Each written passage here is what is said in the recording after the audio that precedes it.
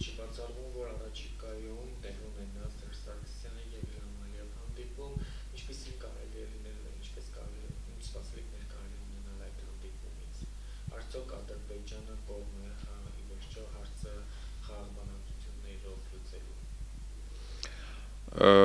Ադրբեջանին պետք է ստիպել, որ նա գնա դեպի խաղաղ բանակցություններ եւ ճանաչի միջազգայինորեն հաստատված այն իրավունքները, որը ունի հայ ժողովուրդը Լեռնային Ղարաբաղում։ Հասկանալի է, որ մենք պետք է առաջի հերթին պարտադրենք, որպեսզի Ադրբեջանը դադարեցնի բոլոր իր հույսերը ռազմական ճանապարհով խնդրի լուծման մասին մտածելը, եւ դա պետք է արվի ոչ միայն մեր ռազմական ուժի հզորությամբ, ինչը արդեն Ադրբեջանը զգաց իր մաշկի վրա, այլ նաեւ դա պետք է արվի դիվանագիտական մեթոդներով, ներգրավելով միջազգային հանրությունը։ Ինչպես հայտնի է, վերջերս մի շարք հայտարարություններ եղան արդեն միջազգային մակարդակով, որտեղ ճանաչվեց, որ Ադրբեջանը ագրեսոր երկիր է, այդ թվում հայ-ռուսական միջխորհրդարանական պատգամավորական այդ հանձնախմբի աշխատանքների մեջ դա երևաց, որի անդամն եմ նաև ես, մի շարք այլ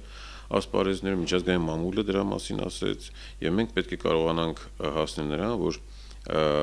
աշխարհը ճանաչի Ադրբեջանը որպես ագրեսոր երկիր, որը խախտել է 94 թվականի զինադադարի մասին իր իսկ կողմից ստորագրված պայմանագիրը, սա մեկ, երկրորդը մենք պետք է հասնենք նրան, որ Թուրքիան դուրս գա Մինսկի խմբի ուրեմն կազմից, որովհետև Թուրքիան այն երկիրն է, որը որ աշխարհում միակ երկիրը, պրակտիկապես որը որ ողջունեց ագրեսիան, լինելով միջնորդ խմբի, իսկ Մինսկի խումբը հասկանալի է միջնորդ երկրների խումբ է, միջնորդ խմբի անդամ, ուրեմն Թուրքիան այդտեղից պետք է անպայման հեռացվի,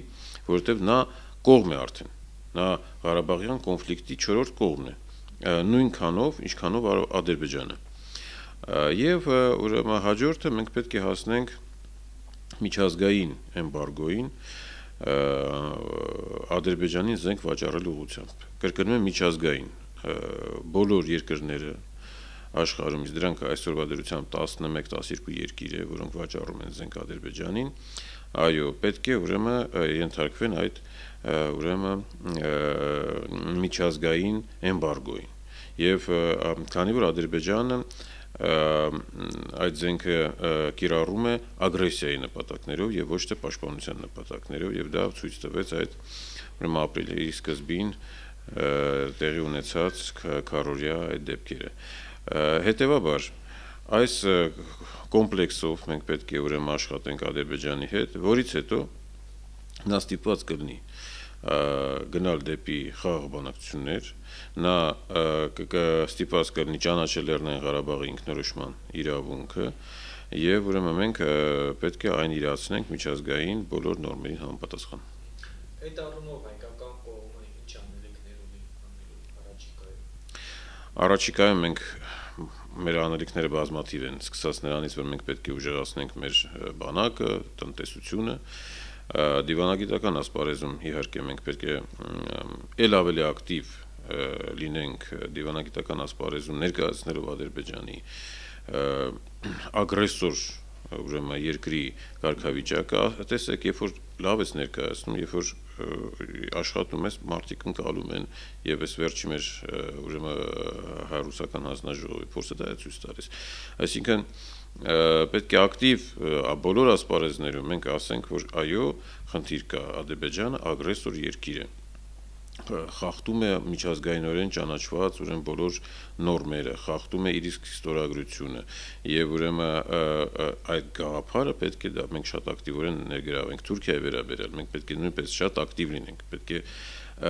պահանջը հնչի բոլոր ասպարեզներում, որ Թուրքիան լինելով, շարունակելով լինել ցեղասպանաստեղծ, ոչ միայն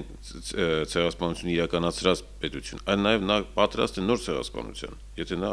ողջունում է ագրեսիան, եթե նա այսօր քրդերի դեմ ցեղասպանություն է իրականացնում, նա չի թաքցնում, որ նա պատրաստ է հայերի հանդեպ շարունակել իր ցեղասպան քաղաքականությունը։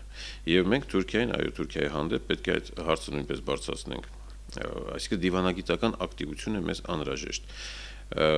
Եվ այս ուրեմն առումով շատ կարևոր է, որպեսզի մենք ներսում ամրապնդվենք, որպեսզի մենք ամրապնդենք մեր ուրեմն հարաբերությունները մեր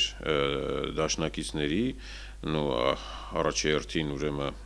այսպես ասած հիմնական մեր դաշնակցի Ռուսաստանի հետ եւ կարողանանք հզոր պետության կարգավիճակով խոսել, երբ որ պետք է նաեւ ուժի դիրքերից Ադրբեջանի հետ։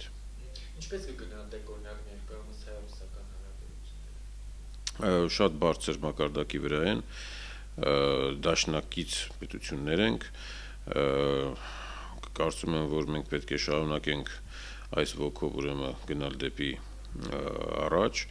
դա եւ ռազմական, եւ ռազմատեխնիկական, եւ ռազմաքաղաքական համագործակցություններ, տնտեսական ասպարեզում այս տարվա առաջին եռամսյակում մենք գրանցել ենք շատ բարձր ցուցանիշներ Ռուսաստանի հետ առևտրի առումով, այսինքն Ռուսաստան մեր արտահանումը կտրուկ աճել է,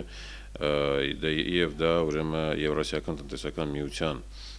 առաջին, այսպես ասած, լուրջ պտուղներն են, որոնք մենք տեսնում ենք թե անցած տարվա ուրեմն ամփոփումը եւ առաջի եռամսյակը այս տարվա, եւ կարծում եմ, որ բոլոր ջանքերը պետք է գործադրվեն, որ դիվանագիտական ասպարեզում նույնպես մենք կարողանանք մեր ուրեմն դաշնակցի հետ համակայլ գործողություններ կատարել։